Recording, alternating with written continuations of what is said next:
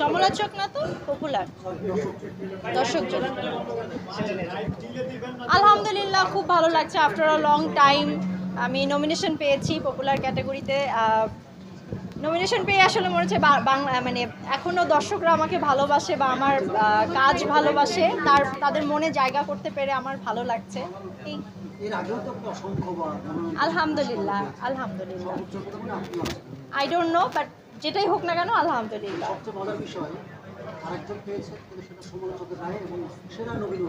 কে? সেটাও আলহামদুলিল্লাহ, সব কিছু আলহামদুলিল্লাহ। কি অনুভূতি বলবো, না না, যে কোনো কাজের স্বীকৃতি পাওয়া বা দর্শকরা যখন পছন্দ করে, আসলে দর্শকদের জন্যই আমরা সিনেমা করি। তো আফটার আ লং টাইম পরে আমি একটা সিনেমা করেছি, দর্শকরা পছন্দ করেছে, আমাকে ভোট করেছে, আমি নমিনেশন পেয়েছি, খুবই ভালো লাগছে। পাশাপাশি সরোয়ার